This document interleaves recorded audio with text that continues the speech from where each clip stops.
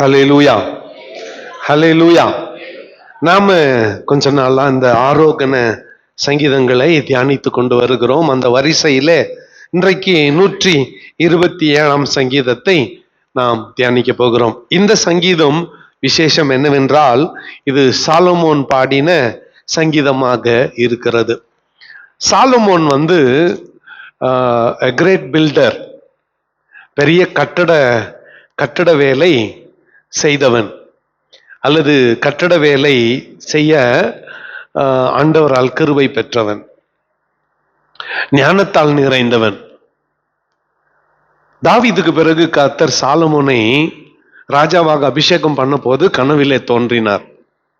தோன்றின போது உனக்கு என்ன வேணும்னு கேளுன்னு கேட்டார். இந்த சாலமோன் ஆரம்பத்துல வெள்ளியும் பொண்ணும் கேட்கல, அல்லது சத்துருக்களின் உயிரையும் கேட்கல. நம்பனா இது ரெண்டத்தான் கேட்டிருப்போம். நம்ம தானே இன்னைக்கு விற்கிற விலைக்கு என்ன கேட்டிருப்போம்? ஆண்டவரே, ஒரு கேஜி கோல்டு குத்துட்டீங்கன்னா போதும், ஒரு 100 சவரன் நகை குத்துட்டா போதும், அல்லது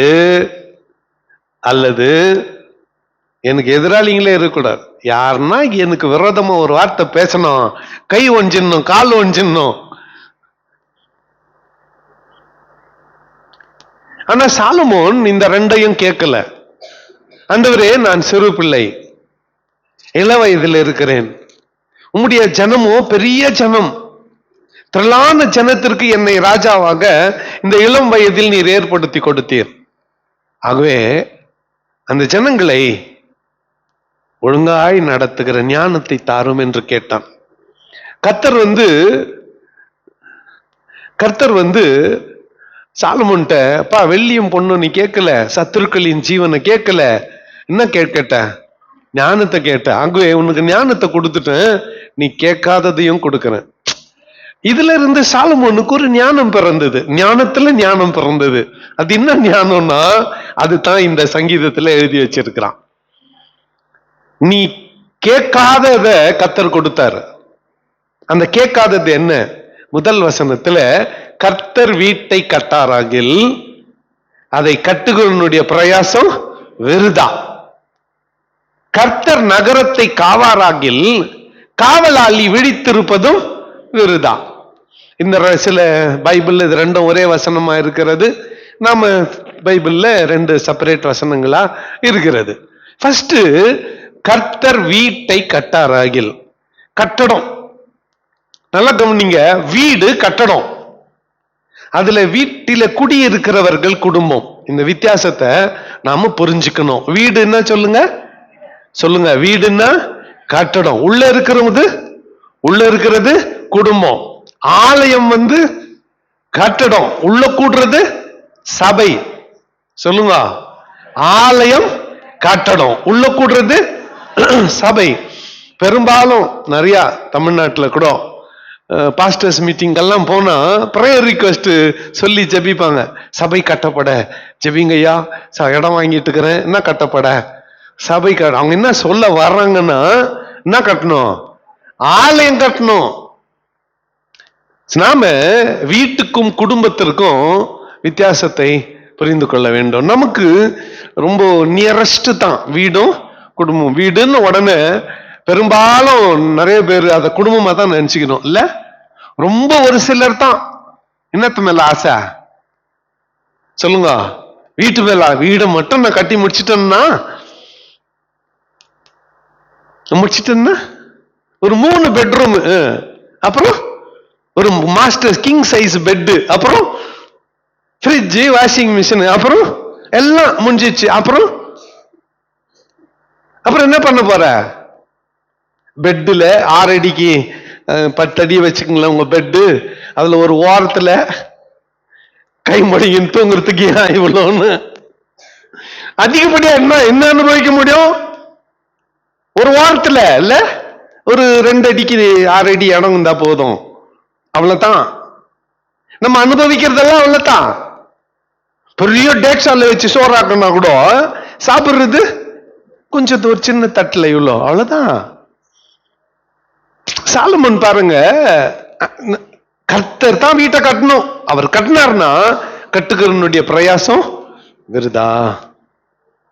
ஆனா இது நிறைய பேர் எப்படி எடுத்துக்கிட்டாங்கன்னா, நான் எதுவுமே வேலை பண்ண மாட்டேன், எல்லாம் எனக்கு ஃப்ரீயா கொடுக்கணும் ஆண்டவர். எப்படி சொல்லுங்க வாலிப பசங்க, சொல்லுங்க எப்படி ஃப்ரீயா? வாழ்நாளெல்லாம் அப்படி தங்கணும், பிரயாசப்படணும். நம்ம கைகளின் பிரயாசத்தை கர்த்தர் என்ன பண்றாரு? எனக்காக யாவையும் செய்து முடிப்பாரு. அது வேற விஷயம். அத்தனை வந்து நான் வேலைக்கு போக மாட்டேன், நான் படிக்க மாட்டேன், எதுவுமே செய்ய மாட்டேன், நான் வீட்லயே உட்கார்ந்து இருப்பேன், எல்லாம் வந்துடும், அப்படி சொல்லல. இங்க சாலமோன் சொல்ற விஷயம் வேற. கர்த்தர் வீட்டை கட்டாராகில் அதை கட்டுகிறனுடைய பிரயாசம் வெறுதான். கர்த்தர் நகரத்தை காவாராகில் காவலாளி விழித்திருக்கிறதும் விருதான். ஞாபகம் வச்சுக்கோங்க, தேவாலயத்தை கட்டுறப்போ இதே ஒரு சூழ்நிலை எஸ்ரா நெகமியாவின் நாட்கள்ல நெகமியாவுக்கு வந்துச்சு. அவன் எப்படி கட்டினான்? இதே ஆலயத்தை புதுப்பித்து கட்டுறப்போ ஒரு கையில கத்தி, இன்னொரு கையில கொள்ளுரு. ஏன்னா எந்த நேரத்துல யாரு யுத்தத்துக்கு வருவாங்கன்னு தெரியாது. ஆகவே யுத்தத்துக்கு போறதுக்கும் ரெடியான ஒரு கையில பட்டயம், இன்னொரு கையத்துல என்ன வேலை செஞ்சான். ஆனா சாலமோனுக்கு அந்த நிலைமை இல்ல. ஆண்டவர் 40 ஆண்டு யுத்தத்தை ஓய பண்ணினார். யுத்தம் எல்லாம் தாவீதின் நாட்கள்ல முடிஞ்சிருச்சு. சாலமோன் நாட்கள்ல யுத்தத்துக்கே போல. கத்தி எடுத்து எப்படி ஃபைட் பண்றதுன்னு யாருக்கு தெரியாது? சொல்லுங்க, சாலமோனுக்கு தெரியாது. ஆனா அவர் என்ன பண்ணார்னா 1000 பொண்டாட்டி கட்டி, புரியுதா நான் சொல்றது? புரியுதா? இப்ப சாலமோன் அவனுக்கு ஆண்டவர் கொடுத்த வேலை இந்த கட்டட வேலை. ஏறத்தாழ 3 லட்சம் பேர் வேலை செஞ்சாங்க. 14 ஆண்டு தேவாலயத்தையும் அவனுடைய அரண்மனையும் கட்டினது. எங்கெங்க எது எது எப்படி இருக்கணும் அவ்வளோ நேர்த்தியா. தென் தேசத்து ராஜஸ்திரி ஷீபா அதை பார்த்துட்டு பிரமித்து போயிட்டா. அவளால அத ஜீர்ணிக்கவே முடியல. சாலமோனின் ஞானங்கள்னே ஒரு தனியா தொகுப்பு இருக்கிறது, தனியா ஒரு தொகுப்பு. அவர் சாலமோனுக்கு ஒரு டெஸ்ட் வச்சா. தூரத்துல ஒரு உண்மையான பூ, ரியல் ஃப்ளவர் மல்லிப்பூ, இந்த பக்கம் ஆர்டிபிஷியல் பிளாஸ்டிக் பூ வச்சுட்டு இது ரெண்டுல எது உண்மை கண்டுபிடினா. அவன் நான் ஜன்னல் தரங்கன்னா ஜன்னல் திறந்து விட்டாங்க. ஒரு 5 நிமிஷம் கழிச்சு இது உண்மையான பூ, அது காகித பூன்னு தூரத்துல இருந்தே சொல்லிட்டான். அப்போ எப்படி கண்டுபிடிச்சான் அப்படின்னு ஜன்னல் திறந்ததும் தேனீக்கள் எதுல போய் உக்காந்துச்சு? ரியல் ஃப்ளவர்ல எது போய் உக்காந்துச்சு? அதை பார்த்து கண்டுபிடிச்சிட்டான். மாய மந்திரம்லாம் இல்ல. ஆண்டவர் எனக்கு கடந்த ராத்திரி 3 மணிக்கு வெளிப்படுத்தினாரெல்லாம் இல்ல. விஸ்டம், ஞானம், கர்த்தர் கொடுத்த ஞானம். என்ன அந்த ஞானம்? காரியங்களை அதினதின் காலத்துல அதாவது அழகா நேர்த்தியா யூனிஃபார்ம். ஆர்மியில வேலை செய்யறவங்களுக்கு ஒரு யூனிஃபார்ம், அட்மினிஸ்ட்ரேஷன்ல இருக்கிறவங்களுக்கு ஒரு யூனிஃபார்ம், வீட்டுல வேலை செய்யறவங்களுக்கு ஒரு யூனிஃபார்ம். இன்னும் பெரிய பெரிய ஹோட்டலுங்களுக்கு போனீங்கன்னா 2-3 வகையான யூனிஃபார்ம் இருக்கும். டைனிங் ஹால்ல சர்வ் பண்றவங்களுக்கு வேற யூனிஃபார்ம். மேனேஜர் ஒருத்தர் கோட் போட்டு அப்படின்னு வேற, yes sir may help you, என்ன வேணும்னு சொல்லுங்க அப்படின்னுவாங்க, அவங்களுக்கு வேற யூனிஃபார்ம். அப்புறம் சாப்பிட்டு வச்ச தட்டுங்களை எடுக்கிறதுக்கு வேற யூனிஃபார்ம், கழுவுறவங்களுக்கு வேற யூனிஃபார்ம். இந்த முறையெல்லாம் சாலமோன் தன் ஞானத்தினாலே பெற்றுக்கொண்டது. அப்படிப்பட்டவன் சொல்லுகிறான், பிரயாசம் வேஸ்டியா, சுயமுயற்சி வேஸ்ட். உன் சுய பலத்தினால் நீ சாதிக்க நினைத்தால் நீ பலனடைய மாட்டாய். ஆண்டவர் இல்லாம நீ எதை செய்தாலும் அது நஷ்டம்தான். ஒரு சின்ன வேலை கூட இருக்கட்டுமே, ஒரு சின்ன வேலை, உங்ககிட்ட அதுக்கு பணம் இருக்குது, ஆள் இருக்கிறாங்க, பொருள் இருக்குது. வீட்டுக்கு 20 அடிக்கு 20 அடி டைல்ஸ் போடணும், சிமெண்ட்டுக்கு இது, டைல்ஸுக்கு இது, ஆள் இருக்கிறாங்க, பணம் எல்லாம் இருக்குது. அதுக்கு ஆண்டவர் என்னத்துக்கு அப்படின்னு யோசிக்காத. அதுக்கு கூட ஆண்டவரே இதோ இந்த டைல்ஸ் போடணும், எனக்கு உதவி பண்ணுங்க. சின்ன வேலையோ பெரிய வேலையோ யார்கிட்ட ஒப்படைக்கணும்? ஆண்டவர்கிட்ட ஒப்படைக்கணும். அப்போ நீங்கள் அதிகாலையில் எழுந்து நேரப்பட வேலையில தரித்து வருத்தத்தின் அப்பத்தை சாப்பிடுகிறதும் விருதா. காலையில ஏஞ்சி 5 மணிக்கெல்லாம் ஏஞ்சி படிக்கிறீங்கன்னு வச்சுக்கோங்களேன், அது வேஸ்ட்டுன்னு நான் சொல்றேன்னா கொஞ்சம் நிமிஷம் படிக்கிறது கூட விட்டுருவாங்க நம்ம பிள்ளைங்க. படிக்கிறீங்களா சார் தான்? படிக்கிறீங்களா? எப்படின்னா புக்கு பாக்குறீங்களா? ரெக்ஸ் எக்ஸாமுக்கு ரெடிலாம் ப்ரிப்பேர் பண்ணிட்டுக்கிறியா? ஃபர்ஸ்ட்டுக்கு தான் புள்ள. நீடா அவன் படிக்க போறப்ப நீ வேற எங்க போறியாம சொன்னான்.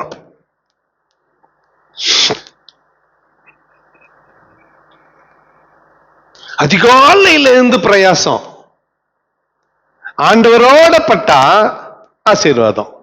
காலையில எழுந்து ஜெபம் பண்ணியானா ஆசீர்வாதம். காலையில எந்திரிச்சு நான் இதை சாதிப்பேன்னு நினைச்சானா நீ ஒன்னும் சாதிக்க போறதில்லை. இப்ப நேரப்பட வேலையில எழுந்து வருத்தத்தின் அப்பத்தை புசிக்கிறது விருதா. 5 மணிக்கெல்லாம் சாப்பிட்டு நான் எங்க போனோம்? வேலைக்கு போனோம், வேஸ்ட். ஆனா கர்த்தர் சொல்றாரு, தமக்கு பிரியமானவனுக்கு நித்திரை அளிக்கிறார். ஹல்லேலூயா. பெரிய வரம் எது? தூக்கம். தூக்கம் பெரிய வரம். ரொம்ப சம்பாரிச்சவங்கெல்லாம் கேட்டு பாருங்க, பெரும் பணக்காரர்கள்லாம் கேட்டு பாருங்க, என்ன ப்ராப்ளம்? தூக்கமே வரமாட்டேன், தூக்கமே வரமாட்டேன். சிலருக்கெல்லாம் பிரச்சனையே இல்லை. இப்ப நான் பிரசங்கம் பண்ணுகிறப்ப தூங்குறவங்க பாருங்க, கிஃப்டட் பீப்புள். ஆமா தானே? என் பிரசங்கத்திலே தூங்குறாங்கன்னா நம்ம சர்ச்சில், அதுவும் பஸ் சர்வீஸ்ல, எப்படியா பட்டவங்க அவங்க எல்லாம் தூங்குறதுல கோல்டு மெடலிஸ்டுங்க. அவங்க தூக்கத்துக்கு கோல்டு மெடலிஸ்டுங்க. கர்த்தர் தமக்கு பிரியமானவனுக்கு நித்திரை அளிக்கிறார். அது உண்மைதான். அதுக்காக இப்ப தூங்கக்கூடாது, வீட்டுக்கு போயிட்டு. அருமையான ஆண்டவருடைய பிள்ளைகளே, இந்த சாலமோன் கொடுக்கிற ஞானம் பாருங்க. கர்த்தர் வீட்டை கட்டினா கட்டுகிறனுடைய பிரயாசம் வெறுதான். கர்த்தர் நகரத்தை காத்தா காவலாளி விழித்திருக்கிறதும் வெறுதான். இது நேற்று ராத்திரி உங்க வீட்டு பக்கம் என்னன்னா போச்சோ யாருக்கு தெரியும்? என்னன்னா போயிருக்கும், நாய் போயிருக்கும், பேய் போய் இந்த வீட்டுல எதனா கிடைக்குமான்னு திருடனுங்க பாதி ராத்திரில அந்த பக்கம் போய் தேடி பார்த்துருப்பாங்க. கதவு திறந்துட்டு இருக்குதா, இல்ல எதனா வெளியேற பெற்ற பொருள், அது பித்தளை பக்கெட் எதனா வெளியே விட்டுக்கிறீங்களா அப்படின்னு எல்லாம் பார்த்துன்னு போயிருப்பாங்க. ஆமா தானே? ஒன்றும் காணாமல் போகாமல் கடந்த ராத்திரி கூட கர்த்தர் நம்முடைய குடும்பங்களை, உன்னை என்னை பாதுகாத்து இருக்கிறார். ஆமா தானே? முழிச்சு நின்றே தாரவத்துறவங்க உண்டு. நம்ம முழிச்சு நின்றே தாரவத்துறோம். ஆமா தானே? ஆமா, முழிச்சு நின்றே தாரவத்துறோம். ஆனா அயர்ந்த நித்திரையில இருக்கும் பொழுது நம்மையும் நம்ம வீட்டையும் ஒரு சேதம் அணுகாமல் பாதுகாக்கிறது யாரு? கர்த்தர். இப்போ இங்க சாலமோன் என்ன சொல்றான்? ஜெபம் பண்ணுங்க, ஆண்டவருக்கு நன்றி சொல்லுங்க. எதுக்கு? பிள்ளைகள் கர்த்தரால் வரும் சுதந்திரம், கர்ப்பத்தின் கனி அவரால் கிடைக்கும் பலன். ஹல்லேலூயா. பிள்ளைகள் என்னவா? தொல்லைகள் என்னவா? பிள்ளைகள் தொல்லைகள் நம்மளுக்கு அதான். ஆமா தானே? தொல்லையா ஏன் பெத்துக்கணும்? அதுக்கு பிள்ளைகள் கர்த்தரால் வரும் சுதந்திரம். கவனிங்க, கர்ப்பத்தின் கனி அவரால் கிடைக்கும் பலன். நம்ம மேற்கத்திய நாடுகள் எல்லாம் நாய்க்குட்டிங்கள புள்ளிங்கன்னு சொல்றாங்க. கல்பனா தானே அந்த அம்மா பேரு? இல்ல, சுனிதா வில்லியம்ஸ் எங்கக்குதுப்போ? ஸ்பேஸ்ல போயிட்டு 8 நாள் பயணமா போய் மாட்டின்னுக்குது. 9 மாசமா வரல. அதை கொண்டு வர போய்க்குது. இப்போ ஒரு ஷிப்பு போய்க்குது, ஸ்பேஸ் ஷிப் போய்க்குது. அந்த அம்மா உயிரோட கொண்டு வரணும்ட்டு அந்த அம்மா மெசேஜ் அனுப்பிக்குது வீட்டுல 2 பொண்ணுங்களுக்கு. என்னன்னு? நான் வந்துடுறேன் சீக்கிரம், பயப்படமா பயப்படா தெரியும். அப்புறம் அந்த பொண்ணுங்களை காட்டுறாங்க, 2 நாய்க்குட்டிங்க, ஒண்ணு பக்கத்துல இது பார்த்துன்னுக்குது. அந்த அம்மா சம்பளம் எல்லாம் கோடி கணக்குல, எத்தனை கோடியோ இப்ப வரப்போறாங்க. காம்பன்சேஷன் மட்டும் ஒரு 100 கோடி கிடைக்கும் அந்த அம்மாக்கு. லேட்டா தங்கிட்டாங்கல்ல, 9 மாசம் அங்க தங்கியிருந்தாங்கல்ல, அதுக்கு காம்பன்சேஷன் மட்டும் 100 கோடிக்கு மேல கிடைக்கும். அந்த அம்மா 2 நாய்க்குட்டிங்கள புள்ளிங்கன்றாங்க, பெண் புள்ளிங்க. நீ பெத்துக்கிற 3 புள்ளிய சனியனே கழுத நாயின்ற அம்மா தானே? அம்மா கொஞ்சம் கீழ்படியில் சனியம் பாருன்றோம். அவங்க நாய்ங்களை புள்ளிங்கன்றாங்க, நீங்க புள்ளிங்கள நாய்ங்கன்றீங்க. ஆனால் சாலமோன் சொல்றான், பிள்ளைகள் கர்த்தரால் வரும் சுதந்திரம், கர்ப்பத்தின் கனி அவரால் கிடைக்கிற பலன். அடுத்து பிள்ளைங்க வளர்ந்து வாலிப வயதுக்கு வந்த பிறகு வாலிபர்கள் பலவான்கள் கையில் உள்ள அம்புகளுக்கு ஒப்பாய் இருக்கிறார்கள். அந்த வாலிபர்களுடைய துணையை கொண்டு உன் அம்பாரத்தை தூணியை நீ நிரப்ப வேண்டும். அம்பாரம் என்பது அறுவடைக்கு பிறகு அளக்கிறதுக்கு முன்னால, என்ன சொல்லுங்க, அறுவடைக்கு பிறகு அளக்கிறதுக்கு முன்னால நெல் அறுவடை செய்து கோதுமை கேழ்வரகு அறுவடை செஞ்சு எத்தனை வந்து கும்பலா கொட்டிட்டு வாங்க அளக்கிறதுக்கு முன்னால. அதுக்கு பேரு தான் அம்பாரம். எவ்வளவு அம்பாரம் பெருசா இருக்குதோ அவ்வளவா ஆசீர்வாதம். ஆமா தானே? ஆமாவா இல்லையா? வாலிபர்களை கொண்டுதான் அந்த அம்பார துணியை நிரப்ப முடியும். அப்ப நீங்க பலவான் கையில இருக்கிற அம்புக்கு சமானம். உன் பக்கத்துல படை பலம் இருந்துச்சுன்னு நினைச்சுக்கோங்களேன், ஒலிவுக மாசல்ல உட்கார்ந்து சத்துருக்களோட நெகோசியேட் பண்ணலாம். நான் சொல்றது புரியுதா? எதிராளிகள் இருக்கிறாங்க, ஒண்டியா போய் மாட்டிக்கணும், பிரதர் பிரைஸ் லார்ட் பிரதர் எப்படி இருக்கிறீங்கன்றோம். அதே நம்ம கூட வரணும், டேய் எப்போ நம்ம கூட வாலிபர்கள் இருக்கும்போது. ஆமா தானே? அம்மாவா இல்லையா? பாருங்க, சத்துருக்களோடு என்ன பண்ணுவாங்க, பேசுவார்கள். இங்கிலீஷ்ல என்ன சொல்லுது, they shall speak with the enemies in the gate. இன்னொரு மொழிபெயர்ப்புல they shall negotiate with the enemies. சத்துருக்களோடு பேசுவார்கள். அப்போ இந்த சங்கீதத்துல சாலமோன் என்ன சொல்ல வருகிறான் என்று சொன்னால், don't depend on self strength. சுய பலத்தின் மீது சார்ந்து கொள்ளாதே. நல்லா கவனிங்க அருமையான சகோதரர்களே, சகோதரிகளே, நான் சொல்றது நல்லா கவனிங்க. சுய பலத்தின் மேல என்ன பண்ணாதீங்க, சார்ந்து கொள்ளாதீங்க. இந்த கண்ணாடியை எடுத்து என் கண்ணில் மாற்றுறதுக்கு எனக்கு பலன் போதும், நானே செஞ்சிருவேன், இத்த கூட சொல்லாத. ஸ்ட்ரோக் வந்துச்சுன்னா அது கூட உன்னால செய்ய முடியாது. உன்னால செய்யக்கூடிய சின்ன காரியத்தை கூட சுயபலத்திலே செய்வேன், சாதிப்பேன் என்று சொல்லாத. உலகத்துக்கு தான் உன்னால் முடியும் தம்பி, எல்லாம் உலகத்துக்கு தான். கர்த்தருடைய பிள்ளைகளுக்கு அப்படி இல்லை. எல்லாம் யாரால? ஃபாதர் உம்மாலாகும் எல்லாம் ஆகும். யாருக்கிட்ட ஒப்பு கொடுக்கணும் சொல்லுங்க? கர்த்தர்கிட்ட. சொல்றவன் யாரு? மகிமையான ஆலயத்தையும் பிரசித்தி பெற்ற அரண்மனையும் கட்டின சாலமோன் சொல்லுகிறான், கர்த்தர் வீட்டை கட்டாராகில் கட்டுகனுடைய பிரயாசம் விருதா, கர்த்தர் நகரத்தை காவாராகில் காவலாளி விழித்திருப்பதும் விருதா. அருமையான ஆண்டுடைய பிள்ளைகளே, இந்த காலவெளியில என்ன நிலைமையில நீ உட்கார்ந்து கொண்டு இருக்கிறாய்? உன் சுய பிரயாசத்தால் நீ சாதித்தது என்ன? எல்லாம் முயற்சி பண்ணி பார்த்துட்டேன் ஆண்டவரே, let me hand it over to you. இதை உங்ககிட்ட ஒப்பு கொடுத்துறேன். ஒரு பைபிள் உதாரணத்தை சொல்லி ஃபர்ஸ்ட் சர்வீஸ கதை சொல்லி முடிச்சேன். பைபிள் உதாரணத்தை சொல்லி நிறைவு செய்ய விரும்புகிறேன்.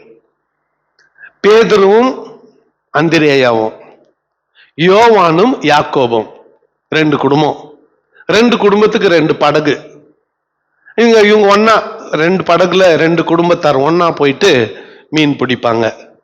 இப்படித்தான் போய் மீன் பிடிச்சாங்க. இரவெல்லாம் பிரயாசப்பட்டார்கள், ஒன்னும் கிடைக்கல. காலையில கடற்கரைக்கு வந்தாங்க. நல்லா கவனிங்க அந்த சீனை. படகு ஒரு பாதி தண்ணியில இருக்கும், ஒரு பாதி தரையில இருக்கும். பாதி தண்ணியில பாதி தரையில. படகுல இருந்து வலைய எடுத்தாங்க. ஒரு பாதி தண்ணியில இருக்கும், ஒரு பாதி தரையில இருக்கும். எது? வலை. நின்னுங்கிற பேதுருனாகட்டும் யோவானாகட்டும், ஒரு கால் எங்க இருக்கும்? தண்ணியில இருக்கும், இன்னொரு கால் எங்க இருக்கும்? தரையில இருக்கும். இந்த பக்கம் இருக்கிறது சுத்தமான வலை, இந்த பக்கம் இருக்கிறது அழுக்கான வலை. இந்த வலையை அலசினே இருக்கிறான். அந்த வழியா இயேசுநாதர் வந்தார். ரெண்டு படகை பார்த்தாரு. ஒன்னு பேதுருனுடையது. ஏறி அதுல உக்காந்துட்டப்பா, கொஞ்சம் உள்ள தள்ளு, நான் படகுல உக்காந்திக்கிறேன், கடற்கரையில ஜனங்கள்லாம் இருக்கிறாங்க, நான் அவங்களோட பேசணும். சரின்னு பேதுரு படகுல ஏறிக்கினார். கொஞ்சம் உள்ள தள்ளினா அங்க நங்கூரம் போட்டான். படகுல இயேசுநாதர் உட்கார்ந்தார். கரையில ஜனங்கள்லாம் உட்காந்துக்கினாங்க, பேச ஆரம்பிச்சார். காலையில ஒரு 8 மணிக்கு ஆரம்பமாச்சு. 8, 9, 10, 11, 12 மணி ஆயிடுச்சு. சரியான வெயில். உடனே ஜனங்கள்லாம் நீங்க சோர்ந்து போயிட்டீங்க போங்க அப்படின்னு அனுப்பிட்டு பேதுருவை பார்த்தார். பேசுநாதர் பேசின்கிறப்போ பேதுரு படகுல இருக்கிற ஏசுநாதரையும் பார்த்தான், வலைய கழுவின்கிறான். ஏசுநாதரையும் பார்த்தான், வலைய கழுவின்கிறான். யாரு? பேதுரு. ஆண்டவர் என்ன பண்றாரு?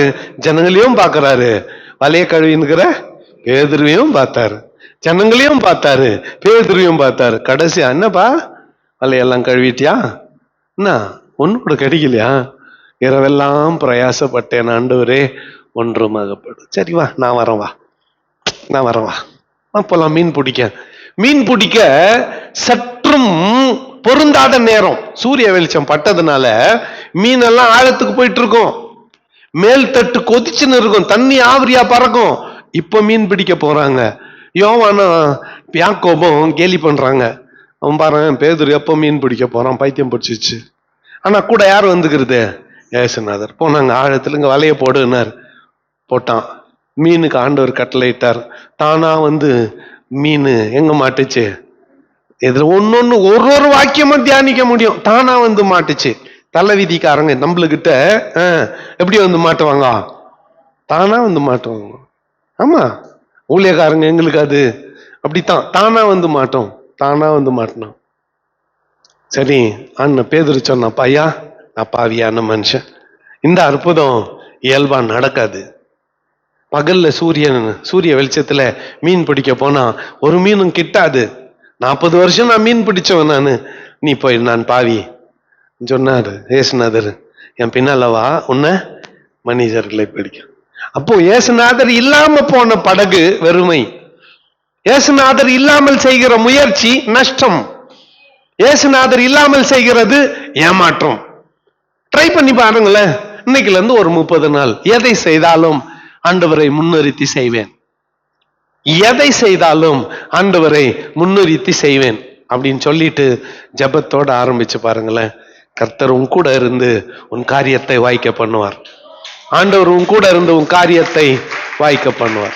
எந்த அளவுக்கு போயிட்டு இருந்தாலும் பரவாயில்ல, அப்பமே ரீஸ்டார்ட் பண்ணுவார் அவர். ஹேங் ஆயிடும் கம்ப்யூட்டர், போனுங்க ஹேங் ஆயிடும். ரிப்பேருக்கு எத்தனை பண்ண ஃபர்ஸ்ட் என்ன சொல்லுவான்? ரிப்பேருக்கு எத்தனை வரதுக்கு முன்னால என்ன பண்ண?